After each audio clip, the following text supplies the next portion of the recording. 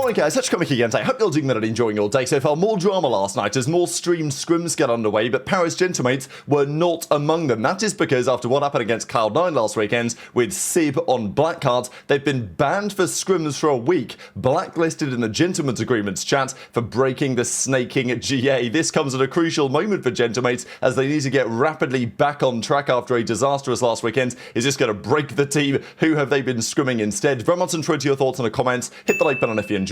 Subscribe if you are new as always. Just firstly to say, Surge did confirm Abe is gone. I don't think they've yet confirmed that Capsule is in, but they did spend a day or two putting together a graphic that Bush did in about 20 minutes. So whatever. Thank you. Abe, he is gone. He is on the Bush now, and Capsule, we think, is going the other way.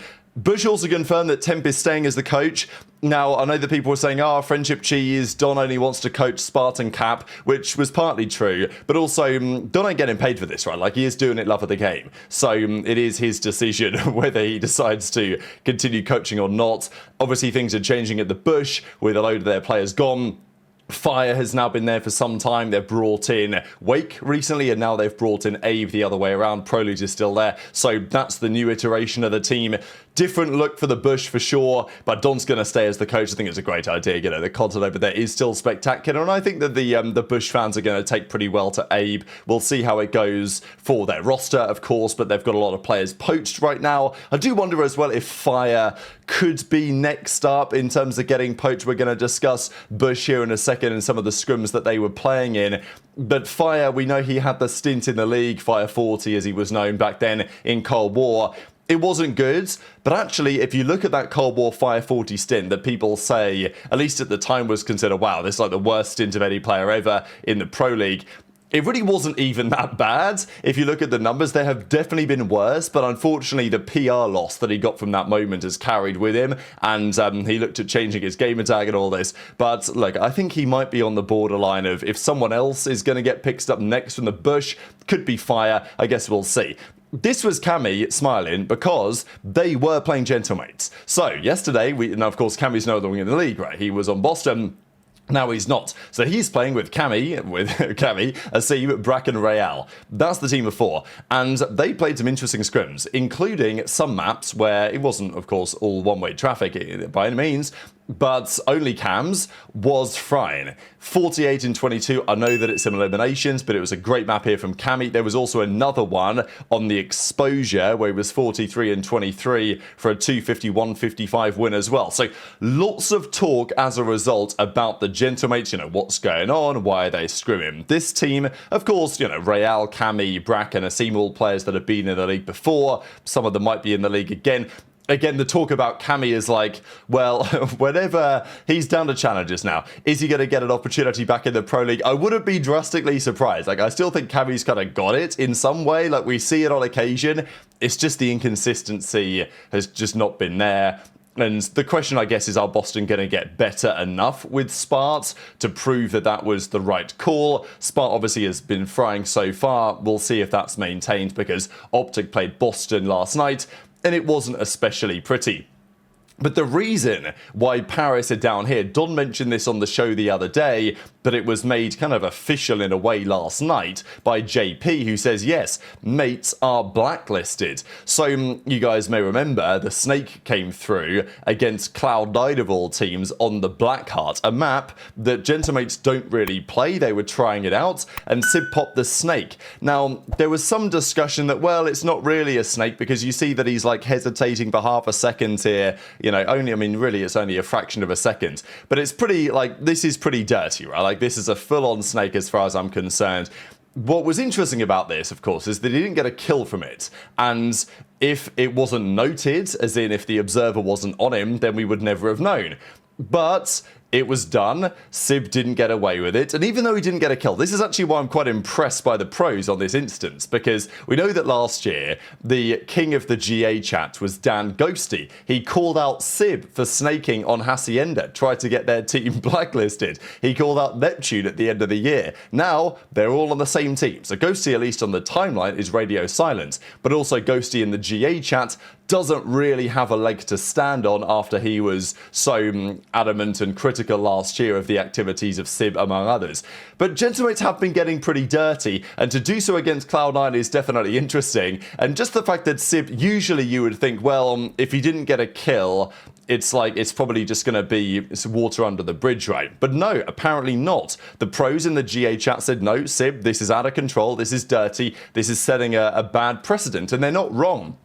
If you want to keep snaking out of the game, which the pros do, and of course, ideally they would remove it from the game mechanically, like what they did in Black Ops 3, when if you went pro and you put your hand out, whatever, the cameras, they're always slightly broken, so there's only so much you can do about it. And every few years, snaking makes a real return, certainly when Cellium was in his, well, maybe Cellium's still in his prime, but in Cellium's heyday on FaZe, when everyone was trying to get him to shut down and he refused to do so, there was snaking all over the shop. Back in Infinite Warfare, there was snaking all over the shop. But the pros can decide to say, you know what, we're not going to do the snaking behind a Heglitch cheese. We are just going to play straight up and fair. And the pros are fair play. Like, they've said, okay, this is too far. We're going to shut this down, because otherwise, if Simp gets away with this, because he says, oh, well, I was pausing slightly between each snake, it's like, yeah, sure, buddy, this is only going to be a grey area that's going to keep getting worse. So that's happened, and therefore Paris have no scrims for the whole week against pro teams. Now, they can still scrim challengers teams. Nobody's really going to stop that from happening. And that's okay, I think the pros accept that, but they're not going to get the top level practice. Pretty remarkable, because as JP says, Toronto are playing AMS because there's an odd number of teams. So that means that Cloud9 are getting scrims, right? There was talk, even Shotzzy said it to JP, it was like, never schedule us a scrim against Cloud9 again, it was useless. And then Cloud9 went on to beat Gentlemates a couple of days later, before then getting slammed by Miami. So I'm not saying Cloud9 are now massively better or anything, but it is interesting that Toronto, because there's 11 teams now and no Gentlemates, they had scrims scheduled against amateur teams because Cloud9 were getting pro scrims. So you've got no Gentlemates getting scrims, but Cloud9 are still getting scrims, and, well, this will improve their level. And it's a difficult time for Paris, right? Because they come off a difficult weekends. We know that all the talk about Paris has been and will likely continue to be the personalities on the roster. Can they put the pieces together, especially when things start to go wrong? I think this team was always set to be somewhat streaky, right? Like, when they're on, they're always going to be like really on it. But after weeks of online play, and with weeks more to come before the major, this is, you know, they need to right the ship, as it were, to still be a contender, because right now OpTic, in this online stint, don't really have any counterparts that can give them a challenge. That's how it seems right now, after, of course, Paris won the first major of the season. So with them getting blacklisted from scrims for a week, they might go back and say, all right, it's us against the world, right, we're going to lock back in, or will things boil over a little bit, especially if those scrims against amateur teams, as we see here, they're not exactly cooking them all the time. Now, the pro team in Toronto, the amateur team they were playing was Bush. So they played some scrims against Bush, and we saw some very interesting results here. This was a remarkable map. Now, I will say, Bush only won a couple of maps in this series. But at this point, they were down 146 to 248. I think these scrims are still up on Don's YouTube channel. Like, I think he had VODs on, so if you guys want to have a look, feel free to. But this is one of the most insane comebacks you're ever going to see, right? To have to go on a 104 to 1. That's the only way you win the map, to go 104 in 1 from here on out. And they hold all the time, they win all the rotations, they get all the scrap, and they win the map 252-49. Absolutely insane. You can see Don's absolutely can't believe it. So, yeah, Toronto bottled that one unbelievably badly. Hopefully we see a map like that in the CDL this year. And then they did it again. They went down here on the black cards, 91 to 171. Okay, not as bad, but like it's still a crazy comeback. And they won this map as well, 252-44. So yeah, fair play to the Bush, but that was it. The rest of the maps were won by Koi. So whenever Bush didn't have an insane comeback in them, they did lose the maps. They lost the Den 251-11, the Exposure 251-31, the Scar 251-81, and then Toronto won all the overloads as well. So good set of scrims from Toronto. Bush have some positive takeaways, I guess, to glean from it as well. We also saw OpTic scrimming. So they played a couple of series, and Boston was probably the most notable, given that they have made they've made one change, maybe more to come. Huke was cooking as always. He does seem to be hitting form.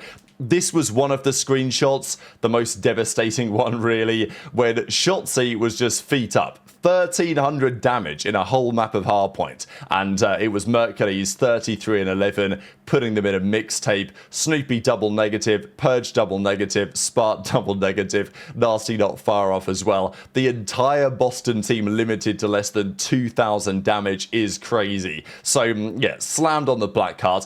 Just before we mention the overall scrim results, I wanted to quickly look at, have OpTic even played black card? The answer is no. Now, they have picked it twice, so if you look at OpTic's pick rates here, it was usually their perma veto, like they've banned it a lot 9 times. They've actually vetoed Den more, so, but they don't pick black cards. But they have picked it twice, but it's never been played, because presumably they 3-0'd the team that they had it map 4 against. So we've not seen them play it yet, and it would be interesting because it's not a map that the Gentlemates play. They've banned it for a long time. They played it against Cloud9 and lost it. So then they were like, yeah, we're not going back to that again. That was at least what one of their, I think, Coach Vos had to say. But OpTic on black card as well, it's a map that on paper, OpTic should be good at, right? Like, you look at their roster, you look at Huke and Shotzzy in theory, you know, the SMGs on the map.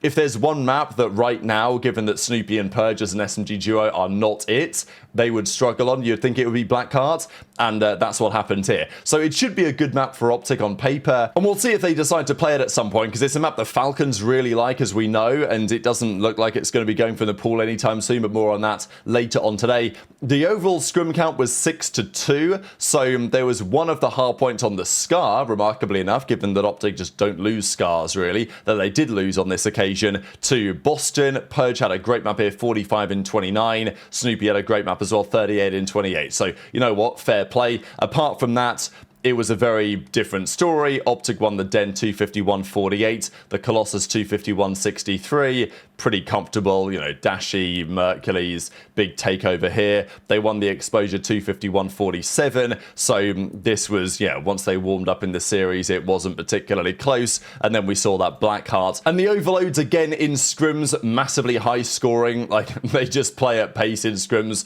more so than you tend to get in games. OpTic won this one to the Mercy rule. They got to 8.